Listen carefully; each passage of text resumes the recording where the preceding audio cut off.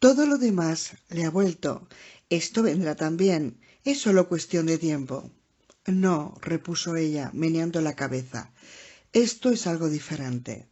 Los otros blancos eran como nieblas, como bancos de pesada niebla. Incluso cuando no podía recordar nada, al menos podía sentir que habían recuerdos que se movían entre brumas. Luego la niebla que se evaporó y todo quedó claro. Pero cuando intento recordar cuál era mi trabajo, no es como esos blancos borrosos. Es algo oscuro, muy oscuro, negro. Un agujero muy negro, vacío, que va bajando y bajando siempre. Hay algo aterrorizador en esto. McGee se deslizó hacia adelante sentándose en el borde de su silla. Su frente estaba fruncida. Usted llevaba en su cartera una tarjeta de identidad de Milestone cuando fue llevada a la sala de urgencias, dijo él. Quizás eso le refresque la memoria. Quizás, admitió ella dubitativa. Me gustaría verla. Su cartera estaba en el cajón del fondo de su mesita de noche. Él se la alcanzó. Susan la abrió y encontró la tarjeta. Estaba plastificada y llevaba una pequeña fotografía suya. En la parte superior, en letras azules, sobre fondo blanco, había 3 palabras: The Milestone Corporation.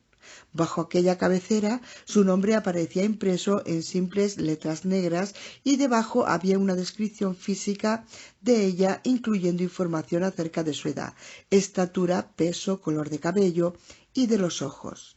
En el pie de la tarjeta un número de identificación de empleado estampado en tinta roja. Nada más. El doctor McGee se acercó a la cama y observó a Susan mientras examinaba la tarjeta. ¿Sirve de algo? No, repuso ella. ¿Ni siquiera un poquito? No puedo recordar haber visto esto nunca. Susan dio repetidas vueltas a la tarjeta, esforzándose por establecer una conexión, intentando con todas sus fuerzas llegar a la corriente de la memoria. La tarjeta le era tan extraña como un artefacto procedente de una civilización no humana que acabaran de traerle en ese momento del planeta Marte. No podía sentirse más lejana a ella. Es todo tan extraño, comentó. He intentado volver a recordar la última vez que fui a trabajar, el día antes de que comenzaran mis vacaciones. Tengo una vaga idea de ello. Partes de la jornada son claras como el cristal. Recuerdo haberme levantado aquella mañana, haber tomado el desayuno y mirado el periódico. Todo esto está fresco en mi mente, como el recuerdo del almuerzo que acabo de comer. Recuerdo haber ido al garaje aquella mañana, que saqué el coche, que puse en marcha el motor. Ella dejó que su voz se fuera extinguiendo mientras miraba fijamente aquel pequeño rectángulo y lo movía como si ella sintiera algún efluvio clarividente de una especie de residuo psíquico plástico que quedara en el plástico. Recuerdo haber sacado el coche de mi camino aquella mañana, y la siguiente cosa que recuerdo es haber vuelto otra vez a casa al final del día, pero entre una cosa y otra no hay más que negrura, vacío, y así son todos mis recuerdos del trabajo, no solamente aquel día, sino todos los días. Pruebe como pruebe a meterme en ellos, me eluden. No están en la niebla, sino que son recuerdos que ya no existen. Todavía de pie al lado de la cama, Maggie le habló con una voz suave y animosa. Naturalmente que existen, Susan. Dele un codazo a su subconsciente. Piensa en el instante en que se puso al volante de su coche aquella mañana. Ya he pensado en ello. Vuelva a hacerlo. Ella cerró los ojos. Probablemente era un típico día de agosto en el sur de California, dijo él, ayudándole a situar el escenario de su mente. Cálido, azul, quizás un poco turbio. Cálido azul, contestó ella, pero no había ninguna niebla, ni siquiera una simple nube. Usted se metió en el coche y salió del camino privado. Ahora piense en la ruta que siguió para ir al trabajo. Susan permaneció silenciosa durante casi un minuto. Entonces dijo: «No sirve de nada. No puedo recordar». El médico insistió con suavidad: «¿Cuáles eran los nombres de las calles por las que usted solía ir?» «No lo sé». «Seguro que lo sabe. Deme el nombre de una calle, nada más que una para hacer rodar la bola». Aunque intentó tenazmente agarrar al menos un trocito de memoria del vacío, una cara, una habitación, una voz, algo, no tuvo éxito. «Lo siento», dijo, «no puedo dar ni con el nombre de una calle». «Usted me dijo que recordaba haber bajado su camino privado aquella mañana». «Muy bien. Si recuerda eso, entonces seguramente recuerda qué camino siguió cuando salió de él. ¿Giró a la izquierda o a la derecha?» Con los ojos todavía cerrados, Susan consideró su pregunta hasta que comenzó a dolerle la cabeza. Al final abrió los ojos, miró a Maggie y se encogió de hombros. «No lo sé». «Philip Gómez», dijo Maggie. «¿Cómo?» «Philip Gómez. ¿Quién es ese? ¿Alguien a quien debería conocer?» «¿El nombre no le dice nada?» «No. Es su jefe en Milestone». «¿De verdad?» Intentó imaginarse a Philip Gómez, pero no podía evocar una imagen de su cara, ni recordar nada acerca de él. «¿Mi jefe? ¿Philip Gómez? ¿Está usted seguro de ello?» Maggie se metió las manos en los bolsillos de la bata. «Después de que ingresara en el hospital, intentamos localizar a su familia. Naturalmente, descubrimos que no la tenía, que no había ningún pariente próximo. Así que llamamos a su empresa. Yo he hablado personalmente con Phil Gómez. Según él, usted ha trabajado en Milestone durante más de 4 años. Estaba muy preocupado por usted. Ha llamado 4 o 5 veces para preguntar cómo estaba». «¿Podemos llamarle ahora?», preguntó Susan. «Si oigo su voz, quizás me ayude a situarlo y tal vez consiga recordar». «Sí, pero no tengo el número de teléfono de su casa y no podemos llamarle al trabajo hasta mañana». «¿Por qué?» «Hoy es domingo». «Oh», exclamó ella. Ni siquiera sabía qué día de la semana era y al darse cuenta de esto volvió a quedarse un poco desorientada. «Llamaremos sin falta mañana», dijo Maggie. «¿Y qué pasará si hablo con él y no puedo recordar nada de mi trabajo?» «Lo hará». «No, escuche, por favor, no sea liante. Sea sincero conmigo, ¿de acuerdo? ¿Existe el riesgo de que nunca recuerde nada acerca de mi trabajo? ¿No es cierto?» «No es probable, pero es posible». «Bien, todo es posible». Ella se dejó caer en las almohadas, agotada, deprimida y preocupada de repente.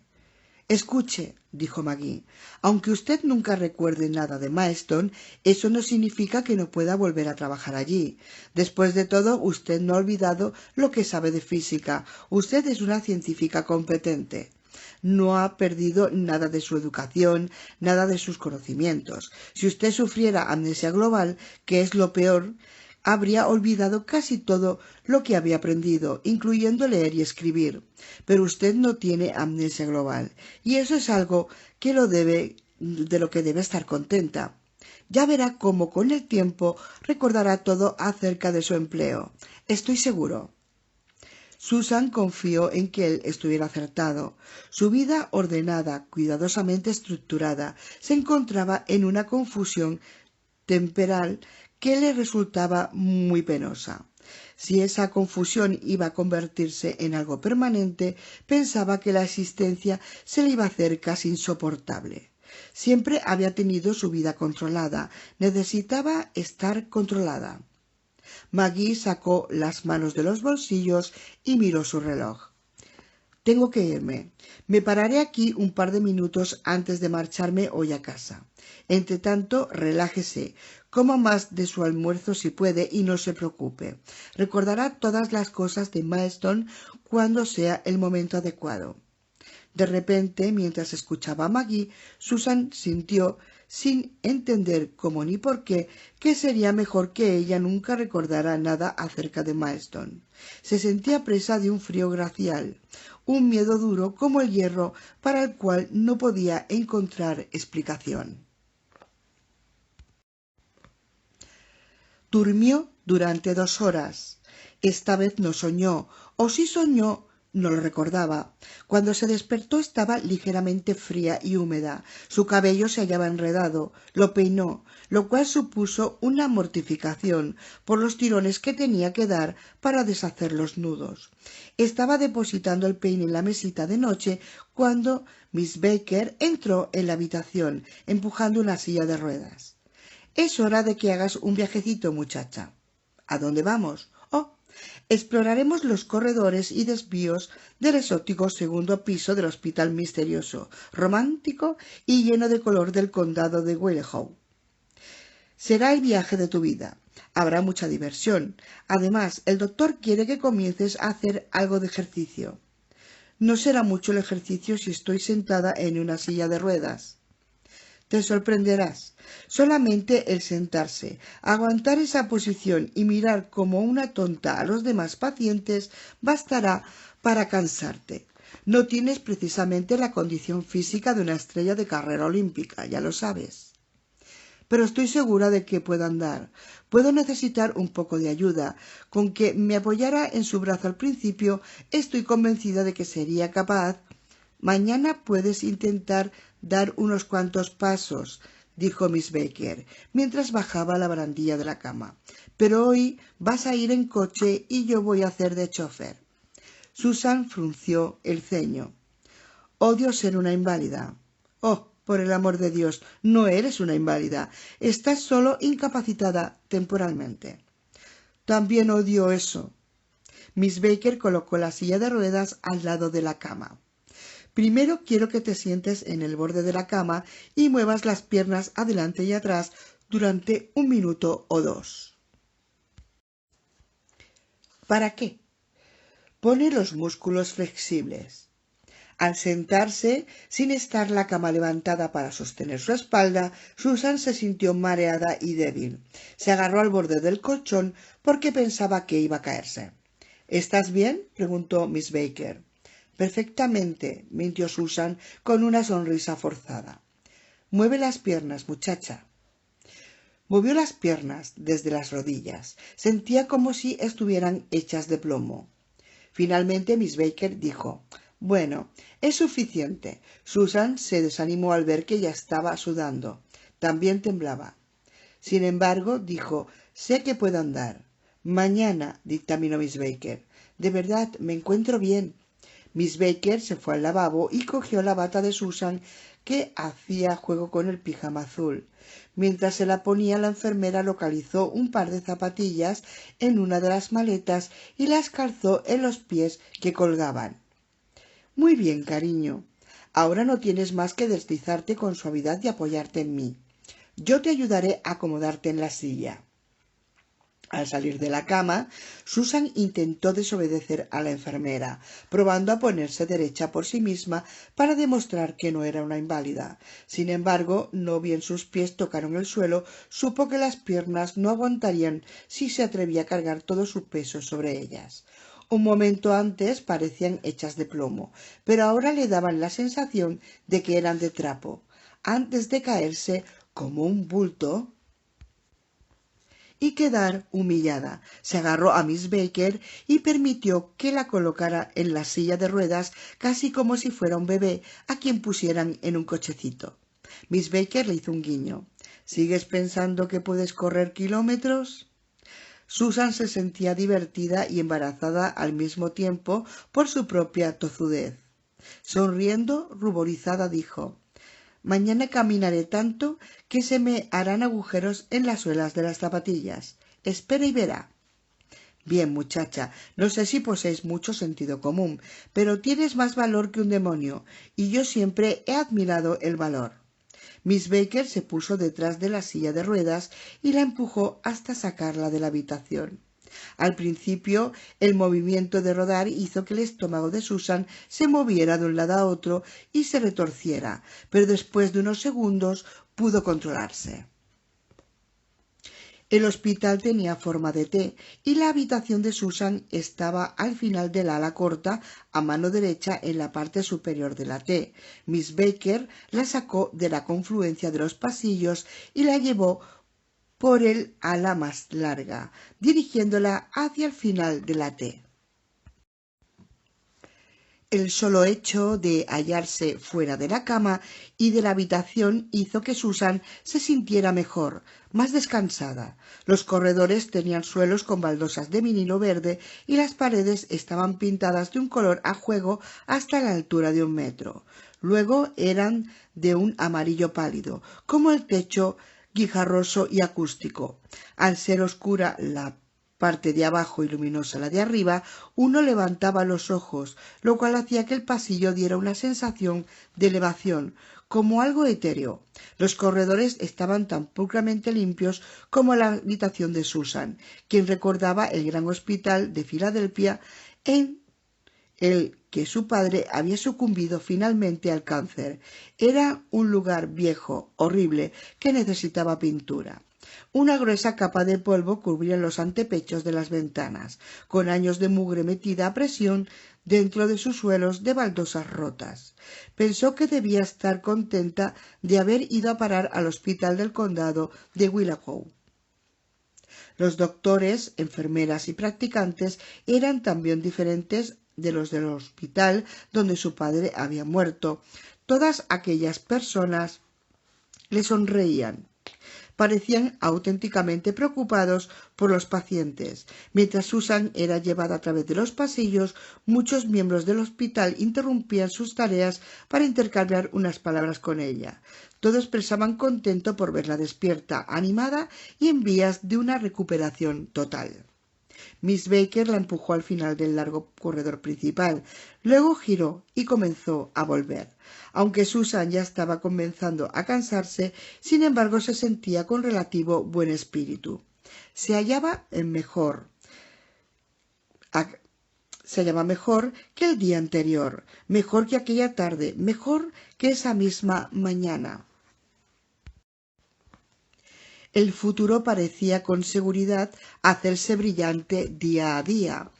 Cuando el humor cambió, lo hizo con la terrible brusquedad de un disparo. Mientras pasaban entre los ascensores y el puesto de las enfermeras, que se encontraban frente a medio camino del corredor, se abrieron unas puertas de ascensor y salió un hombre justo delante de la silla de ruedas. Era un paciente con pijama de rayas azules y blancas, una bata marrón oscura y zapatillas marrones. Miss Baker detuvo la silla con objeto de dejarle pasar. Cuando Susan vio quién era, casi gritó. Quiso gritar, pero no pudo. Un miedo que le oprimía el pecho y le apretaba la garganta la había vuelto muda. Se llamaba Ernest Hart. Era un hombre de constitución cuadrada, con cara cuadrada, facciones cuadradas y ojos grises que tenían aspecto de hielo sucio. Cuando Susan había testificado contra él en el tribunal, él clavó en ella aquellos ojos glaciales y no apartó las pupilas de su persona ni por un breve instante. Ella había leído claramente el mensaje en su mirada amenazadora. Te vas a arrepentir de haber ocupado el estrado de los testigos. Pero eso había ocurrido hacía 13 años. Entretanto, ella había tomado precauciones para asegurarse de que él no la encontrara cuando saliera de la prisión. Hacía tiempo que ella había dejado de vigilar por encima del hombro. Y ahora él está aquí. Él la contempló sentada en la silla de ruedas, desvalida, y ella vio palpitar la identificación en sus ojos helados. A pesar de los años que habían transcurrido, no obstante la demacración que había alterado su aspecto en las últimas 3 semanas, él supo quién era ella. Susan deseó escapar de la silla de ruedas y correr. Estaba rígida de terror. No podía moverse. No habían pasado más de 2 segundos desde que se habían abierto las puertas del ascensor. Sin embargo, le parecía que llevaba enfrentada con Hatch al menos un cuarto de hora. El paso usual del tiempo se había retardado hasta una marcha lenta, como la de un iceberg. Hatch le sonrió. Para alguien que no fuera Susan, aquella sonrisa podía haber parecido inocente, incluso amistosa, pero ella percibió el odio y la amenaza. Ernest Hatch había sido el maestro de ceremonias de la hermandad a la que había querido unirse Jerry Einstein. Ernest Hatch había matado a Jerry, no por accidente, sino de forma deliberada, a sangre fría, en la casa del trueno. Entonces, todavía sonriendo, él le hizo un guiño. La parálisis causada por el miedo suavizó su enérgica presa sobre ella y, sin saber cómo, encontró la fuerza para salir de la silla de ruedas y ponerse en pie. Dio un paso intentando apartarse de Hatch. Procurando correr desesperadamente, y oyó como Miss Baker gritaba sorprendida. Dio un segundo paso, experimentando la sensación de estar caminando por debajo del agua. Luego sus piernas se doblaron y comenzó a caerse. Alguien la cogió a tiempo. Cuando todo comenzó a dar vueltas y empezó a tambalearse, cuando se hizo oscuro, se dio cuenta de que Ernest Hatch era la persona que la había cogido. Ella estaba en sus brazos. Le miró la cara, que era grande como la luna. Entonces, durante un rato, solamente un rato, hubo oscuridad. 4. ¿En peligro?, dijo Maggie, pareciendo confuso. Al pie de la cama, Miss Baker frunció el ceño. Susan estaba intentando esforzadamente permanecer calmada y ser convincente. Poseía suficiente presencia de ánimo para saber que una mujer histérica nunca era tomada en serio, sobre todo una mujer histérica que se está recuperando de una lesión en la cabeza. Existía un auténtico peligro de que pareciera confusa o alucinada. Era vital que Jeffrey McGee creyera lo que ella iba a decirle. Se había despertado en la cama, en la habitación del hospital, solamente unos pocos minutos después de desmayarse en el pasillo. Cuando volvió en sí, Maggie le estaba tomando la presión. Ella le había permitido pacientemente que la examinara antes de decirle que estaba en peligro. Ahora él permanecía al lado de la cama, con una mano en la barandilla lateral, inclinándose un poco hacia adelante, con un estetoscopio colgando del cuello. ¿En peligro de qué? Ese hombre, dijo Susan. ¿Qué hombre? El hombre que salió del ascensor. Maggie miró a Miss Baker. La enfermera dijo: es un paciente de aquí. ¿Y piensa que es peligroso en algún sentido?, preguntó Maggie a Susan, todavía claramente confuso. Manoseando nerviosa el cuello del pijama, Susan dijo: Doctor Magee, ¿recuerda lo que le expliqué acerca de un amigo mío llamado Jerry Einstein? Naturalmente que lo recuerdo. Era la persona a la cual estaba casi prometida. Susan asintió. El que murió en una novatada de una hermandad, concluyó Magee. Oh, no, exclamó Miss Baker con simpatía, pues era lo primero que le había oído acerca de Jerry. Es una cosa terrible. La boca de Susan estaba seca. Tragó unas cuantas veces y luego dijo: era lo que la fraternidad llamaba un ritual de humillación. El iniciado tenía que superar una intensa humillación delante de una chica, con preferencia una amiga asidua, sin responder a sus torturadores. Ellos nos llevaron a Jerry y a mí a una caverna de piedra caliza, a unos 30 kilómetros del campus de Breiðstad. Era un lugar favorito para rituales de iniciación. A ellos les gustaban los escenarios dramáticos para sus malditos juegos tontos. Yo no quería ir. Desde el principio yo no quería formar parte de aquello. No es que hubiera nada amenazante. El humor era despreocupado al principio y alegre. A Jerry realmente le hacía gracia, pero supongo que en algún nivel del subconsciente profundo yo sentía una corriente interior de recelo. Además, sospechaba que los miembros de la hermandad encargados de la novatada habían estado bebiendo. Tenían 2 coches y yo no estaba dispuesta a entrar en ninguno si conducía un borracho. Pero ellos me animaron y al final fui, porque Jerry tenía mucho interés en la hermandad. No quería ser un aguafiestas. Susan miró por la ventana al cielo encapotado de septiembre. Se había levantado viento y movía las ramas de los altos pinos. Odiaba hablar de la muerte de Jerry, pero tenía que decírselo todo a McGee y Mr. Baker, a fin de que pudieran entender por qué Ernest Hatch representaba para ella una amenaza auténtica y muy grave. Así que continuó. Las cavernas de piedra caliza cerca de Brassard College son grandes, 8 o 10 cámaras subterráneas, quizá más. Las hay enormes, en un lugar húmedo, mohoso, florecido, aunque supongo que es un paraíso para un espeleólogo. Apremiándola suavemente a que continuara, McGee dijo: «Las cavernas de ese tamaño deben de ser una atracción turística, pero no creo haber oído hablar nunca de ellas». «Oh, no han sido preparadas para el turismo», dijo Susan. «No son como las grutas de Carlsbad o de Luray, ni nada parecido. No son bonitas, son de piedra caliza gris, horribles como un infierno, son grandes».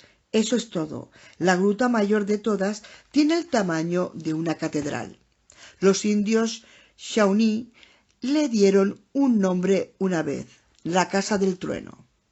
¿Trueno?, preguntó McGee. ¿Por qué? Una corriente subterránea entra en la gruta en la parte alta de una esquina y cae por una serie de salientes. El sonido retumba en la piedra caliza, así que hay un ruido sordo y continuo en el lugar. El recuerdo estaba todavía demasiado vivo para hablar sin sentir el aire frío y húmedo de la caverna. Se estremeció y estiró las mantas por encima de sus piernas extendidas.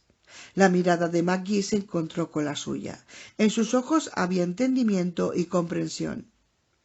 Se daba cuenta de que él sabía lo penoso que era para ella hablar de Jerry Einstein. La misma expresión estaba en los ojos de Miss Baker. La enfermera parecía a punto de precipitarse al lado de la cama y darle a Susan un abrazo maternal. De nuevo McGee la animó con suavidad a continuar su historia. ¿Y el ritual de humillación fue realizado en la Casa del Trueno? Sí, era de noche. Nos llevaron a la caverna con linternas. Una vez allí, encendieron varias velas y las colocaron en las rocas alrededor de nosotros. Estábamos solamente Jerry y yo y 4 miembros de la hermandad. Nunca olvidaré sus nombres ni el aspecto que tenían. Nunca. Carl Jellicoe, Herbert Parker, Randy Lee Queens y Ernest Hatch, que era el maestro de ceremonias aquel año. Fuera, el día se estaba haciendo oscuro rápidamente bajo un manto de cúmulos que presagiaban truenos. Dentro, las sombras de un gris azulado salían de los rincones y amenazaban con tomar posesión plena de la habitación del hospital. Mientras Susan hablaba, el doctor McGee encendió la lámpara de la mesita de noche. Tan pronto como estuvimos en las cuevas y fueron encendidas las velas, Hatch y los otros 3 muchachos sacaron botellas de whisky. Ellos habían estado bebiendo antes. Yo tenía razón en cuanto a esto, y continuaron bebiendo durante toda la iniciación. Cuanto más bebían, más desagradable se volvía toda la escena. Al principio le hicieron a Jerry alguna broma, una broma muy inocente. De hecho, todo el mundo se reía al principio, incluso Jerry y yo. Sin embargo, poco a poco su provocación se fue volviendo más desagradable, más sórdida. Gran parte de ella era obscena también, asquerosa. Yo me sentía embarazada e incómoda. Quise marcharme y Jerry también quiso que saliera de allí, pero Hatch y los otros se negaron a dejarme ninguna linterna o vela. No podía encontrar el camino para salir de la cueva, oscura como la boca del lobo, así que tuve que quedarme. Cuando comenzaron a pinchar a Jerry acerca de su condición de judío, no había ningún humor en ellos, en absoluto, y en ese momento tuve la seguridad de que iban a surgir dificultades, grandes dificultades.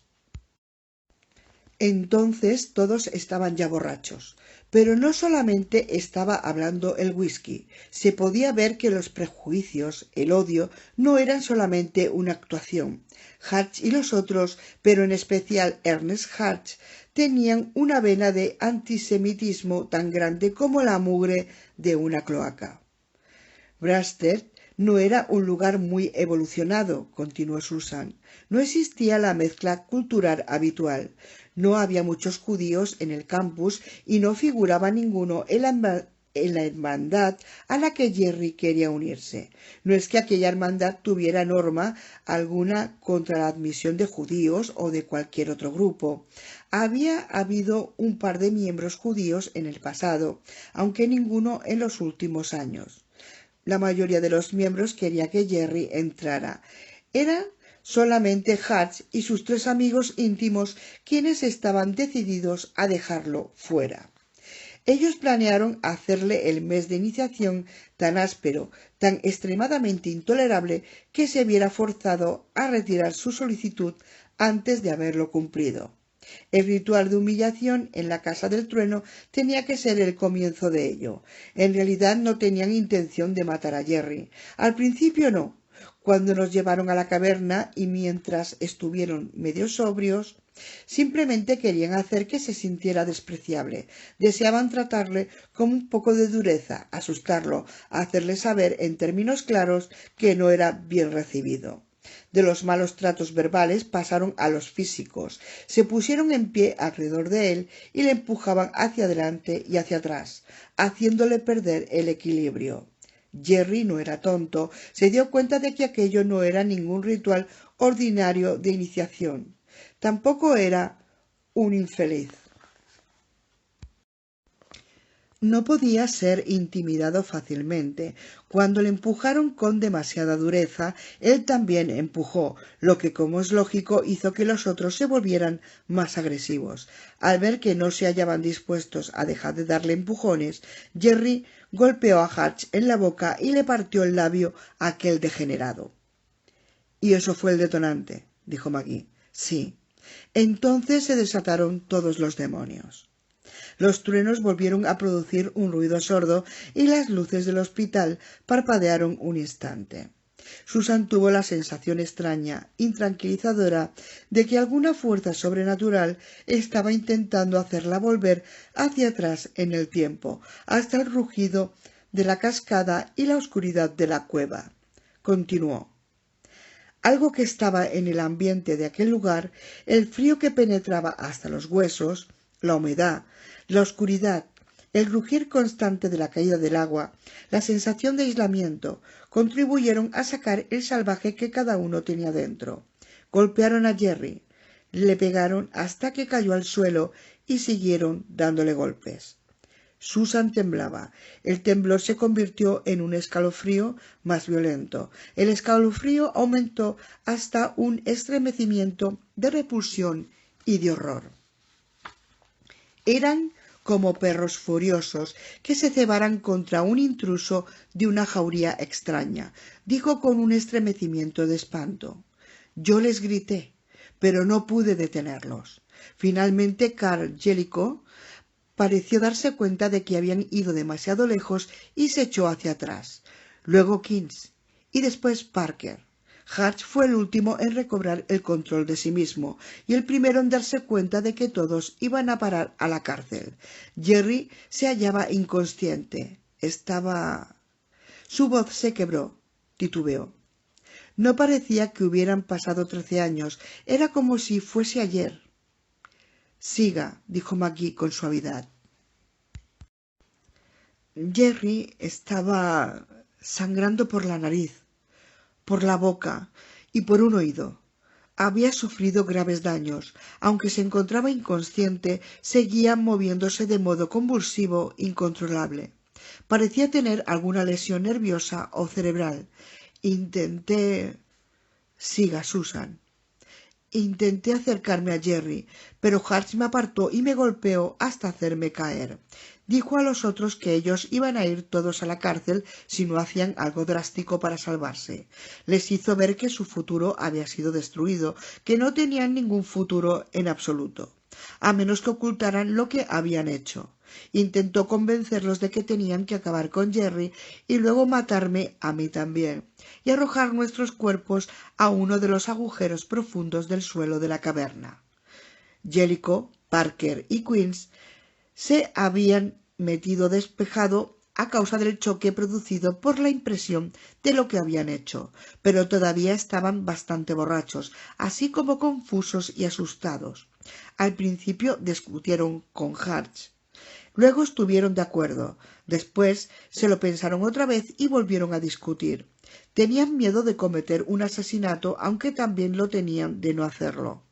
Hatch estaba furioso con ellos por ser tan blandengues y de repente decidió forzarles a lo que él quería por el simple procedimiento de no dejarles otra lección. Se volvió a Jerry y... Susan se sintió enferma al recordarlo. Maggie le cogió la mano y ella prosiguió. Le dio una patada en la cabeza a Jerry, después otra, hasta 3 veces, y le hundió un lado del cráneo. Mr. Baker abrió la boca asombrada. Lo mató, concluyó Susan. Fuera los rayos rasgaban el cielo y los truenos retumbaban a través de la herida abierta. Las primeras gruesas gotas de lluvia golpearon la ventana. Maggie estrechó la mano de Susan. Agarré una de las linternas y corrí, dijo ella. Su atención estaba tan concentrada en el cuerpo de Jerry que me las arreglé para conseguir un poco de ventaja sobre ellos. No mucha, pero suficiente. Esperaban que intentase abandonar las cuevas, pero no me dirigí hacia la salida, porque sabía que me cogerían si seguía aquel camino. Así que gané unos pocos segundos más antes de que se dieran cuenta de a dónde había ido. Me interné en las cuevas a través de un retorcido pasillo de piedra, bajando por una pendiente de rocas sueltas, hasta otra cámara subterránea y luego hasta otra situada más allá todavía. Apagué la linterna a fin de que no pudieran seguir su resplandor y me fui lo más lejos que pude en completa oscuridad, palpando el camino, centímetro a centímetro, tropezando hasta que encontré un nicho en la pared. Una madriguera, nada más que eso. Es todo lo honda que pude, y permanecí muy quieta. Hatch y los otros habrían salido de algún modo de las cavernas. Esperé otras 6 u 8 horas temerosa de dejar mi escondite. Finalmente dejé las cavernas cuando ya no pude soportar más la sed y la claustrofobia. La lluvia hacía ruidos ligeros sobre la ventana, volviendo borrosos los árboles empujados por el viento y los negros volúmenes de las nubes. —¡Jesús! —exclamó Miss Baker con la cara cenicienta. —¡Pobre muchacha! —¿Se les hizo juicio? —preguntó Maggie. —Sí. El fiscal de distrito pensó que no podrían ganar si los culpaba de homicidio en primer o segundo grado. Había demasiadas circunstancias atenuantes, incluyendo el whisky y el hecho de que Jerry hubiera dado el primer golpe cuando le partió el labio a Hatch. En todo caso, Hatch fue acusado de homicidio y se le impuso una condena de 5 años en la penitenciaría del estado. —¿Solamente 5 años? —se asombró Miss Baker. —Yo pensaba que él debería haber sido apartado para siempre —dijo Susan, sintiendo tanta amargura en el momento como el día en que había oído al juez dictar la sentencia.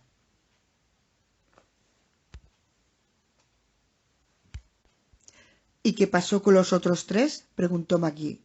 Fueron acusados de asalto y de ser cómplices de Hatch, pero dado que no tenían antecedentes con la ley y procedían de las buenas familias, y puesto que ninguno de ellos en realidad había asestado los golpes asesinos, se les impuso sentencia aplazada y fueron puestos en libertad vigilada.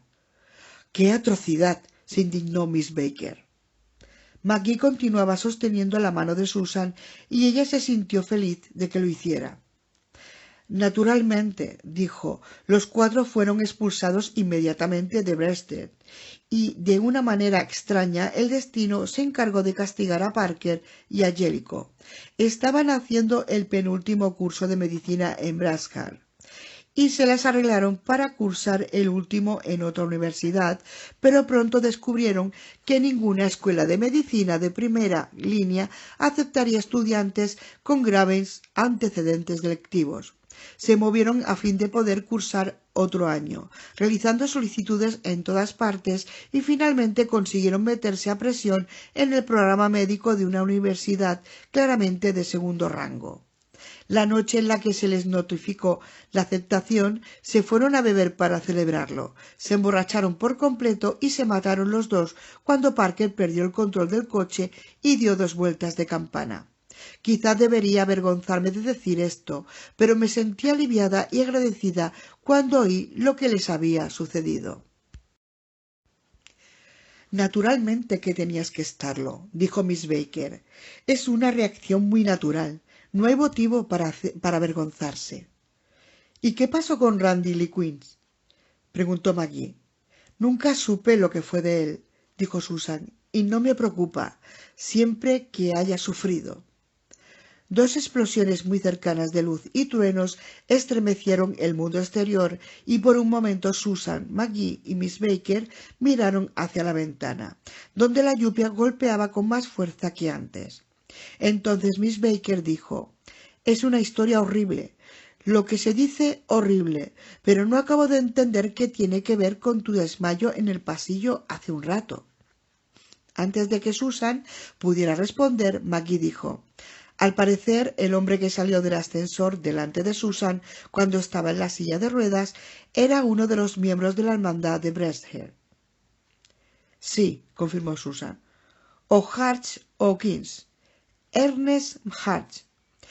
«Una coincidencia muy increíble», dijo Maggie, dando un último y suave apretón de la mano antes de soltarla. 13 años después, de hecho, y a un continente de distancia del lugar donde se vieron la última vez. Miss Baker frunció el ceño. «Debes de estar equivocada». «Oh, no», replicó Susan moviendo la cabeza con energía. «Nunca olvidaré esa cara. Nunca». «Pero su nombre no es Hatch», dijo Miss Baker. «Sí, sí que lo es». «No, es Richmond. Bill Richmond». «Entonces es que se ha cambiado el nombre». «Me cuesta creer que a un criminal convicto le permitan cambiarse el nombre», dijo Miss Baker. «No he querido decir que se lo cambiara legalmente». «En un juzgado o algo así», dijo Susan, frustrada por la reticencia de la enfermera a aceptar la verdad. Su nombre era Hatch. «¿Por qué está aquí?», preguntó Maggie a Thelma Baker. «Van a hacerle una operación mañana», explicó la enfermera. «El doctor Vitesky va a quitarle 2 quistes bastante grandes de la parte baja de la espalda». «¿No son quistes de la columna?» «No, quistes de grasa, pero grandes». «¿Benignos?», preguntó Maggie. «Sí, pero creo que tienen la raíz profunda y le están causando alguna molestia». «¿Lo han admitido esta mañana?» «Sí, y se llama Richmond». «¿Estás segura de ello?» «Sí». «Pero era Hatch», insistió Susan. Miss Baker se quitó las gafas y las dejó colgadas de su cadena de cuentas alrededor del cuello. Se rascó el puente de la nariz mirando burlonamente a Susan y preguntó: «¿Qué edad tenía Hatch cuando mató a Jerry Einstein?» «Era senior en Brewster. Aquel curso, 21 años». «Eso lo resuelve todo, pues», dijo la enfermera. «¿Por qué?», preguntó Maggie. Miss Baker volvió a ponerse las gafas y manifestó: «Bill Richmond tiene solamente 20 y pocos». «No puede ser. En realidad estoy segura de que tiene justo 21. Tendría unos 8 años cuando murió Jerry Einstein». «Él no tiene 21», protestó Susan, angustiada. «Tiene ahora 34 años». «Bueno, la verdad es que no parece tener más de 21», opinó Miss Baker. «Incluso parece más joven, mucho más joven. Al respecto de su edad, pensaría que se ponía unos cuantos años, no que se los quitaba». Cuando las luces parpadearon de nuevo y un trueno retumbó a través del cielo profundo de un gris acerado, el doctor Magee miró a Susan y le preguntó: ¿qué edad le pareció que tenía cuando lo vio salir del ascensor? Ella lo pensó durante un momento y sintió una sensación de hundimiento en el estómago. Bien, tenía exactamente el mismo aspecto que Ernest Hatch. ¿Cómo lo tenía Hatch entonces? Pues sí. ¿Parecía un colegial de 21 años? Susan asintió de mala gana. Magee insistió sobre el tema. Entonces quiere decir que no le pareció que tuviera 34. No, pero quizás se ha mantenido bien. Hay personas de 34 años que podrían pasar por tener 10 menos. Susan se sentía confusa por la aparente discrepancia de edad, pero no lo estaba lo más mínimo acerca de la identidad de aquel hombre. Es Hatch. Quizás se trate de un gran parecido, sugirió Miss Baker. No, insistió Susan, es él, seguro. Lo reconocí y vi que él me reconoció también a mí. No me siento segura. Fue mi testimonio el que le envió a la cárcel. Si hubiera visto cómo me miraba en aquella sala del tribunal. Magee y Miss Baker la miraron a ella y había algo en los ojos de ambos que hizo que se sintiera como en una sala de juicio, ante un tribunal, otra vez, como si estuviera delante de un jurado esperando el veredicto. Volvió a mirarlos por un momento, pero bajó los ojos porque se sentía anonadada por la duda que veía en los ojos de ellos. Escuche, dijo Magee. Iré a echar una mirada a los papeles de ese tipo. Quizá tenga incluso una palabra o dos con él. Veremos si puedo arreglar esto. Seguro que sí, respondió Susan, sabiendo que no había esperanza. Si él es realmente Hatch, nos aseguraremos de que no se acerque a usted. Y si no lo es, podrá descansar tranquila. Es él, maldita sea. Pero no dijo nada. Se limitó a asentir. Estaré de vuelta dentro de unos pocos minutos, dijo Magee. Susan miró fijamente sus manos pálidas, entrelazadas. ¿Estará usted bien? Preguntó Magee. Sí, claro que sí.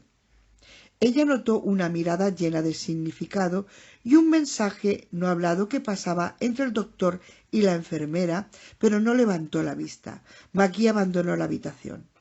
Arreglaremos esto enseguida, cariño, le aseguró Miss Baker. Fuera los truenos brotaban del cielo con el estruendo de un ataúd. La noche llegaría pronto. La tormenta ya había desgarrado la tarde otoñal y se la había llevado. El crepúsculo fue barrido antes de tiempo. Su nombre es indudablemente Bill Richmond, dijo Magee, cuando volvió pocos minutos después. Susan estaba sentada en la cama, erguida todavía con desconfianza.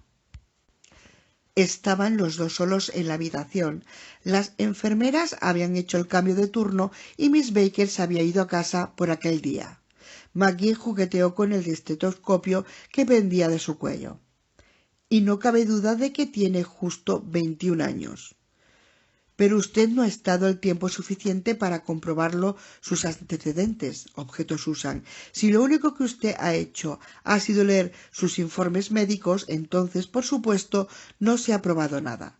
Él podría haber mentido a su médico, lo sabe muy bien. Pero es que resulta que Lyon, es decir, el doctor Vitebsky, conocía a los padres de Bill, Grace y Harry Richmond desde hace 25 años. Vitebsky dice que él mismo asistió en el nacimiento a los 3 niños de los Richmond, precisamente aquí, en este mismísimo hospital. La duda royó la sólida convicción de Susan. Magee dijo: Lyon trató todas las enfermedades y lesiones de la infancia de Bill Richmond. Él considera un hecho indiscutible que tenía solamente 8 años, que vivía en Pine Wells y hacía lo que hacen los niños de esa edad, cuando Ernest Hatch mató a Jerry Einstein hace 13 años allá en Pensilvania. A más de 4.000 kilómetros de aquí. Exactamente. Susan flaqueaba bajo una pesada carga de cansancio y ansiedad. Pero él tenía el mismo aspecto que Hutch. Cuando salió del ascensor esta tarde, cuando miré hacia arriba y vi su cara, aquellos malditos ojos grises, podría haber jurado. Oh, estoy seguro de que usted no se hubiera asustado sin una buena razón, dijo él suavemente, de la situación. No me cabe duda de que existe un parecido. Aunque en su solo día Maggie había llegado a gustarle mucho, Susan estaba disgustada con él por haber introducido su voz un tono vagamente paternalista. Su ira la rejuveneció un poco y se sentó más erguida en la cama con las manos agarradas a los lados. No es un simple parecido, replicó con sequedad.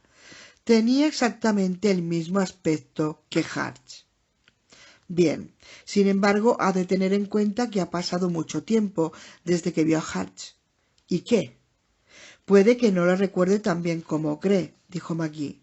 Oh, recuerdo perfectamente. Este Richmond tiene la misma estatura, el mismo peso, la misma constitución. Es un tipo de persona bastante corriente. Posee el mismo cabello rubio, las mismas facciones cuadradas, los mismos ojos gris claro, casi transparentes. ¿Cuántas personas hay con los ojos así? No muchas. Rasgo por rasgos, este Bill Richmond y Ernest Hart son idénticos. No es solo un vulgar parecido, sino un hecho mucho más raro. Es por completo misterioso. De acuerdo, admitió Maggie, cogiéndole una mano para detenerla.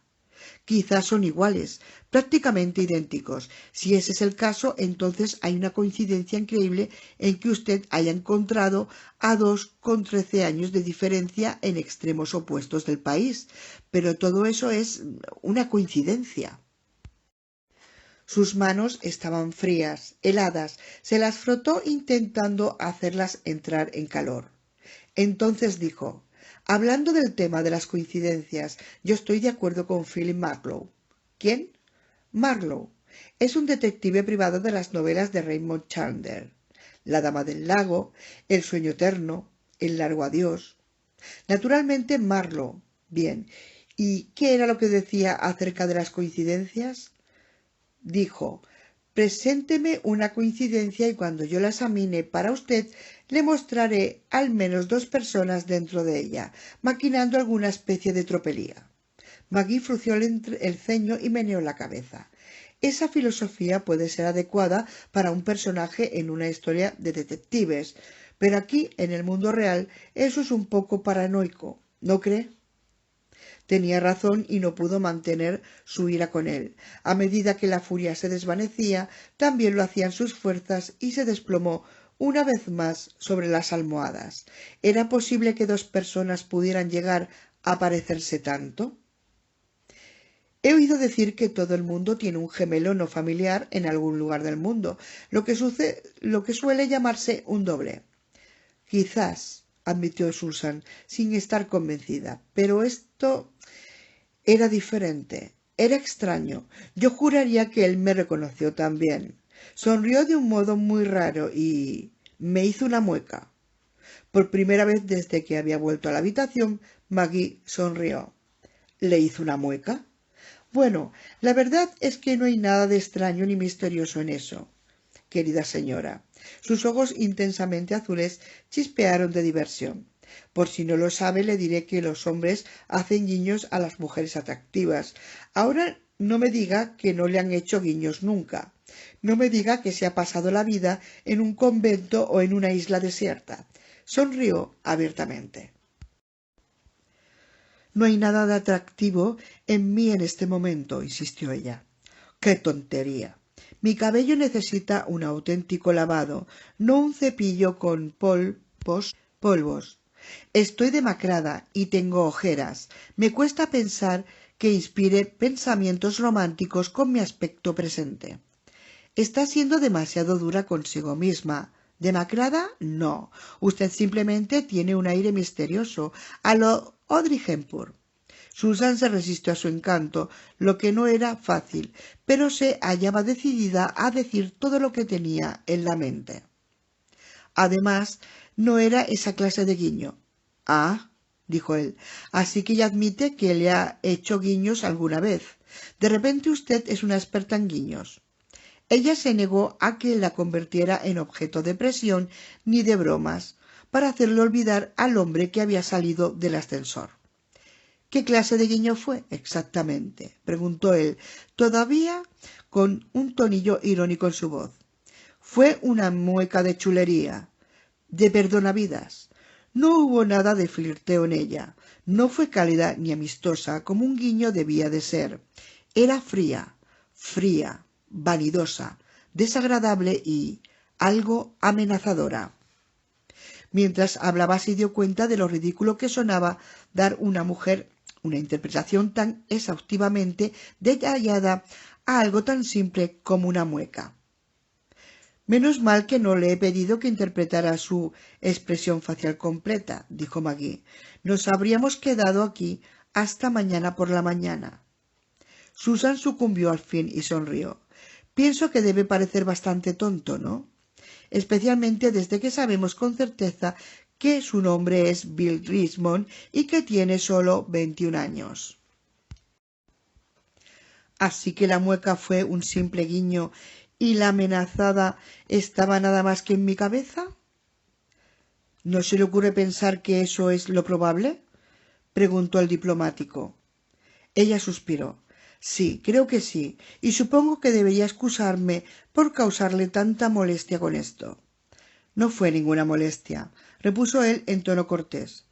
Estoy cansadísima y muy débil, de modo que mis percepciones son las agudas que deberían ser. La noche pasada soñé con Hutch y cuando vi a aquel hombre salir del ascensor con un aspecto tan parecido a él, yo simplemente perdí la cabeza. Me invadió el pánico, el gran parecido a él. Yo simplemente perdí la cabeza. Le era difícil hacer esta confesión. Otras personas podían actuar como una gallinita a la menor provocación, pero Susan Kathleen Thornton esperaba permanecer y hasta entonces siempre había permanecido calmada y recogida en medio de cualquier crisis a que el destino la lanzara. Había sido así desde que era una niña, porque las circunstancias de su niñez solitaria habían requerido que tuviera una confianza plena en sí misma. Ni siquiera sintió pánico en la casa del trueno, cuando Ernest Hatch golpeó con el pie al cráneo de Jerry. Había corrido, se había escondido, había sobrevivido, todo porque logró mantener la serenidad cuando la mayoría de la gente en la misma situación no habría sido capaz de hacerlo. Pero ahora se había aterrorizado y, lo que era peor aún, había dejado ver a los demás que perdía el control.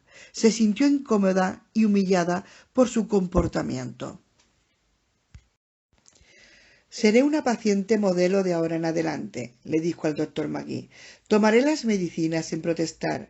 Comeré muy bien al fin de recuperar las fuerzas lo antes posible. Haré ejercicio cuando me lo digan y solamente el que me digan. Cuando esté a punto para ser dada de alta, usted habrá olvidado todo acerca de la escena que he provocado hoy. En realidad usted deseará que todos sus pacientes sean como yo. Es una promesa. Yo ya deseo que todos mis pacientes sean exactamente como usted, dijo él. Créame, es mucho más agradable tratar a una hermosa joven que a viejos hoscos con problemas de corazón.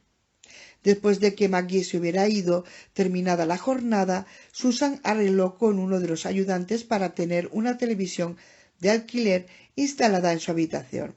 Mientras anochecía, vio la última mitad de un viejo episodio de The Rockfields y luego la repetición muchas veces de un episodio de The Mary Tyler Moore Show. Aunque con frecuentes explosiones de parásitos atmosféricos causado por la tormenta, le llegaron las noticias de las 5 a través de una emisora de Seattle. Se sintió consternada al descubrir que las crisis internacionales del momento eran en gran manera las mismas que las crisis internacionales que habían estado en el punto crítico de las noticias hacía más de 3 semanas, antes de que cayera en coma. Luego se tomó toda la comida de la bandeja de la cena. Más tarde llamó para que fuera una de las enfermeras del segundo turno y pidió algo para comer. Una alegre rubia llamada Marcia Edmonds le llevó un plato de helado con trozos de melocotón. Susan se lo comió todo también. Intentó no pensar en Bill Richmond, el socias de Hart. Tampoco quería pensar en la casa del trueno ni en los días preciosos que había perdido en coma.